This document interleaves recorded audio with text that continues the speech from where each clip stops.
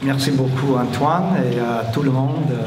Je suis vraiment content d'être ici, mais je vais parler en anglais parce que c'est plus facile et on va commencer. So as Antoine said, I work with the UNCCD. I'll tell you a little bit more about that in a moment. I am new, so you have the honor of receiving the first presentation that I will give in this role, and so I'm kind of excited about that, and I hope it goes well. So the goal here is to tell you about how land degradation neutrality and soil organic carbon can come together. And maybe this is a situation where we need to put the cart before the horse. Because the answer simply is yes, these two worlds can come together. And that's true because, as you all know, and has been in all the presentations so far, soil organic carbon is necessary to fight climate change, and it's a fundamental element of what we're going to talk about in a few moments, land degradation. And so I can finish the whole presentation there. I should skip all the soil organic carbon part because you've heard it before, but I think it's important to show that everything that you heard the last couple of days is grounded in science, and so I'll just try to walk you through that very quickly. I think the message here is that we get a lot of benefits for one activity, and we have very low potential for unintended consequences. So we could put carbon into the oceans, but we risk acidification. We could put carbon deep below ground, which is potentially what will happen if the ministries of energy grab onto this too strongly. But there are unintended consequences there as well. But putting carbon into the soil is what we do anyway. And so why don't we walk down that road and look at these benefits to food security, to dealing with land degradation, to biodiversity, etc. From the perspective of the global conventions, the policies that have been developed to try and address environmental problems, soil organic carbon is what brings them all together. And that's a fundamental and a very important aspect. There is a handout in the table upstairs. I don't have enough for all of you. I apologize. I didn't realize it would be this well attended. And I also couldn't carry that many. But nevertheless, this is available online. This is the Pivotal Soil Carbon Brief. It is a science policy brief, so I want you to imagine these delegations, because all we really hear about is the Climate Change Convention, and we only hear about it when it gets to the very last step, when you have heads of state talking. But the reality is you've got delegations of policy people and almost always a chief scientist. In the past, communications have been geared towards the policymaker without any science grounded in them. And a lot of the presentations here fit that model. Make it simple, make it simple.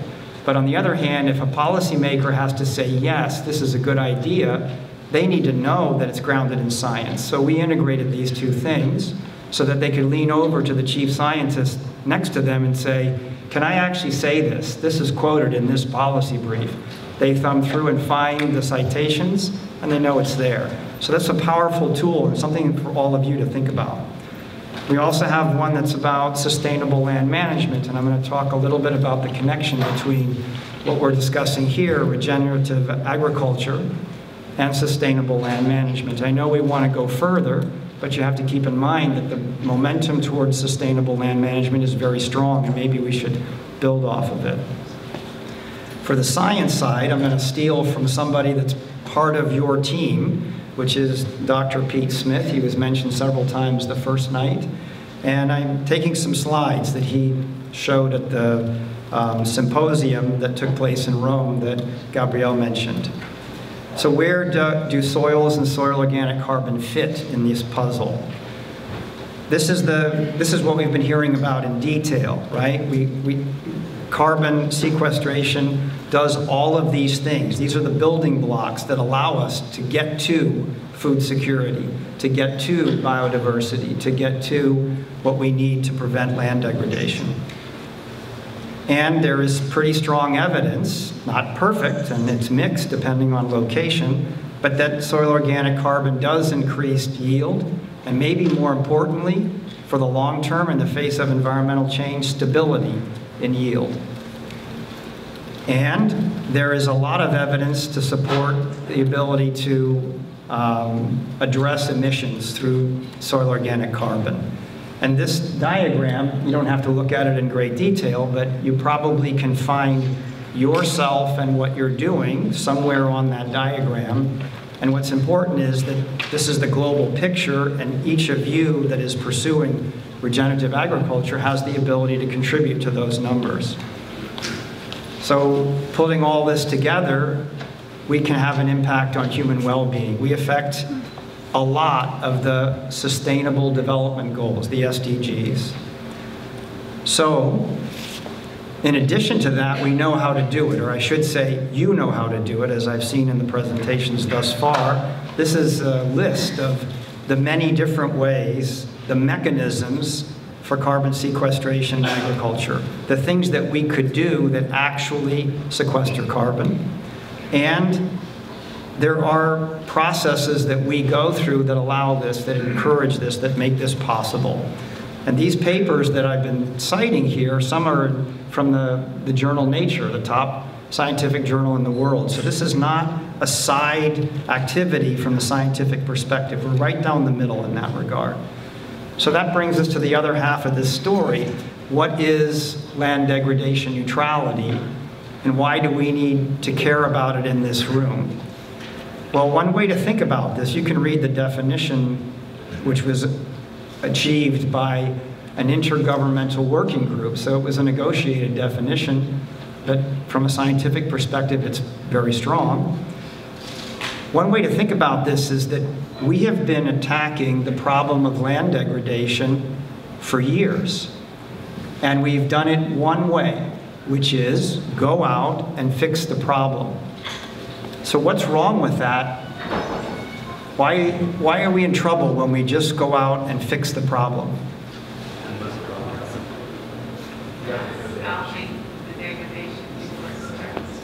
There we go. We're not stopping the degradation before it starts. Or another way to put it, we're not anticipating where it's going to happen. We're only on one half of the ledger, right? We're only fixing things. We're not anticipating where we're going to be in trouble in the future. And the result is, even though we're very good at fixing things, we're not keeping up with the degradation. So if we create a different paradigm where we try to pay attention to both sides of the ledger, then we have a different set of people at the table making decisions about our projects. In the past, it was all place-based. I have a great idea for this location. But is that the right location for your project relative to all the other degradation in your country? Maybe, maybe not. Not if there are limited resources. So let me walk you through how the framework works. This framework is online. You can obtain it. It was developed at the same time that they were actually testing the concepts. So we led a group of scientists, some specialists in biodiversity offsets, carbon offsets, etc., to try to take a look at this from the perspective of land degradation. To use a no net loss approach, what would it mean? Can we give it a scientific foundation so that it's solid going forward? Okay, there we go. So we use what some of you might know as theory of change, or the logic model. Instead of starting out with what we want to do, we start out with what we want to achieve, and we work backwards. And so we want to achieve in this framework human well-being, healthy ecosystems, and food security. So once we have that vision, we then have to say, well, what will the mechanism be for neutrality that allows us to achieve that vision? And here we have a balance between new degradation. So this framework, in terms of the framework, doesn't care about the past.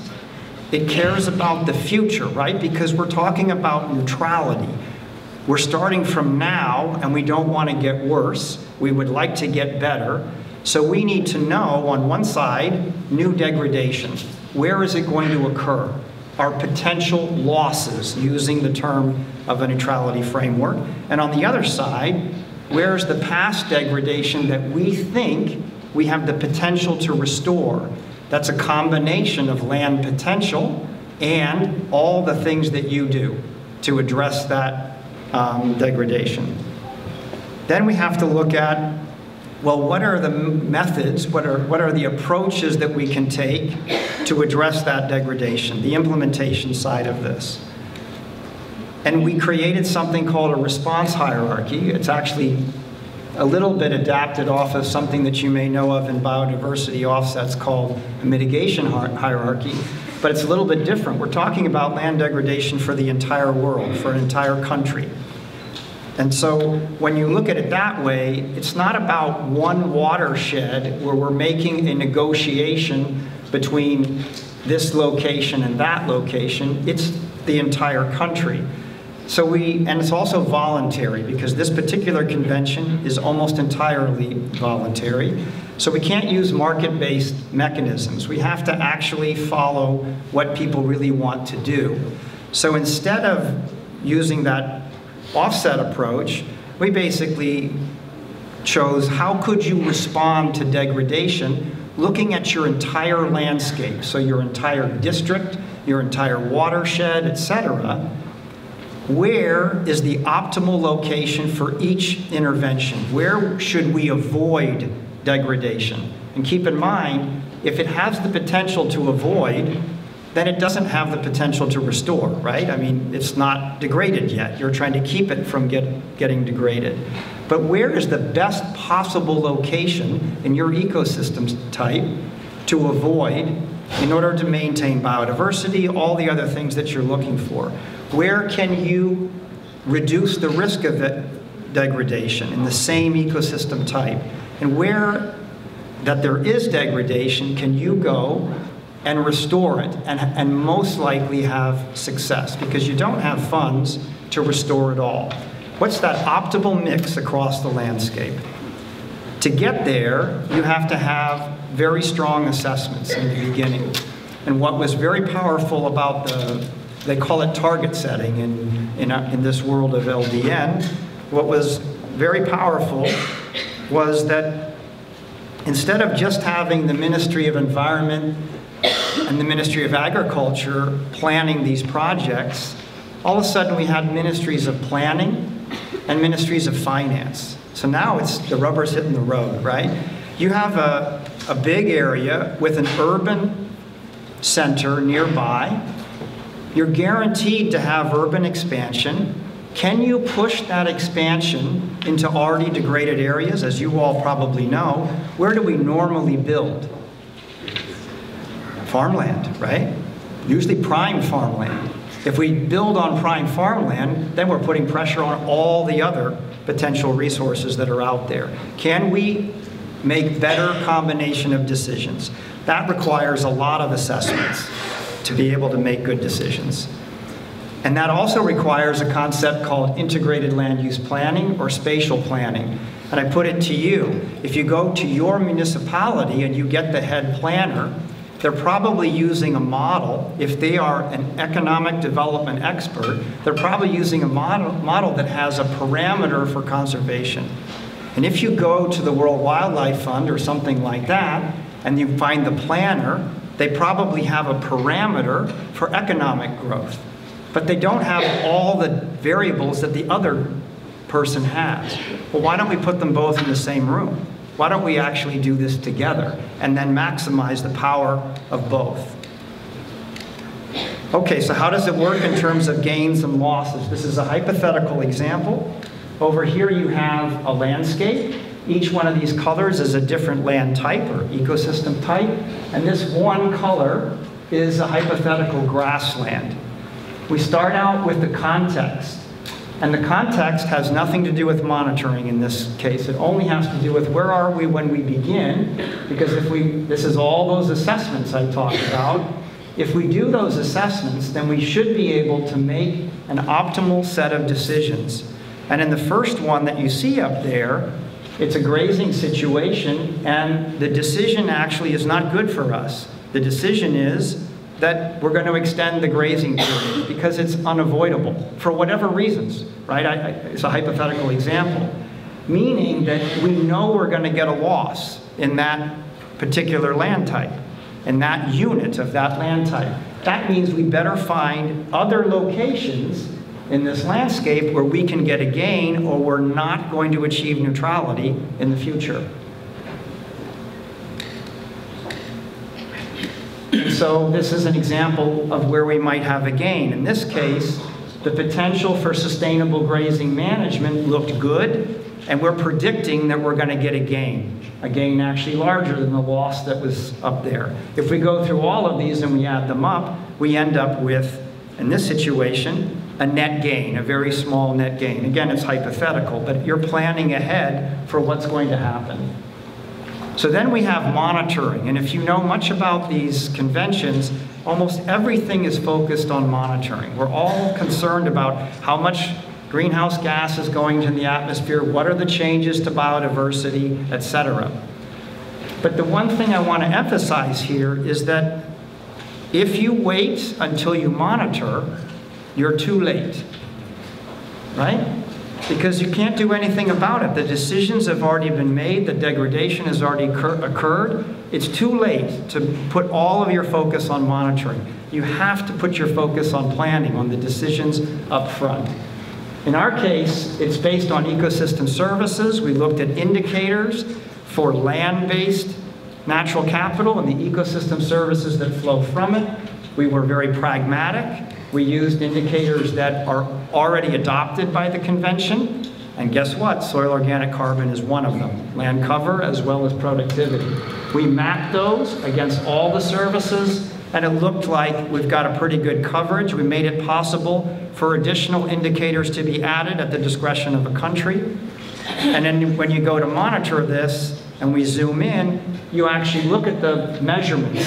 So this is an important factor here. You're not doing an assessment at time zero and comparing that degradation assessment to a future date. Why not? Because our error bar is very high. 40% is the best we've ever done in the past. But if you measure 3 indicators at time zero and look at change at time in the future, our error bar goes down to 5%. We're good at measuring change. We're not good at measuring exactly what's going on in 2 points of time.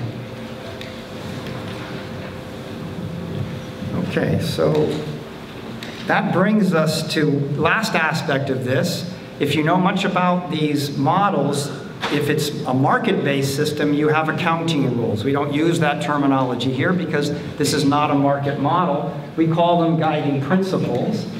And you'll notice that soil organic carbon is a biophysical parameter. So we better have principles in here that are also socioeconomic, cultural, etc., to protect people. And I just circle a few of those so you get an idea that this was thought through in developing it. We also better link this to the Sustainable Development Goals, and we did. This particular Sustainable Development Goal has a land degradation neutrality indicator, and they are pursuing developing it based on the same components. And we're doing pretty well. The countries are adopting this, 114 so far, most of which have data, 106 of them, many of which have even officially started moving forward with the interventions. It's got a lot of excitement. So where do we go from here? Now I'm coming back to the presentations I've heard so far. The first thing is, I think I put it to you to get more involved with land degradation neutrality. The chances of a project that you're involved with leading to a gain in this model are extraordinarily high. That means you're good for your country. You can contribute to this for your country. You should be at the table, and they should be aware of your projects when they're making their planning decisions. But it's more than that. There's a major financing component here, and a major effort was made to ensure that almost all of the funds, like Green Climate Fund, et cetera, all the financing out there, LDN projects qualify. That means that you could obtain funding by partnering with one of these big global environment fund projects, et cetera, but you could also obtain funding simply through the financing mechanism directly in some cases. And this potential is already in motion through what you saw the first night, this 4 per 1,000 initiative.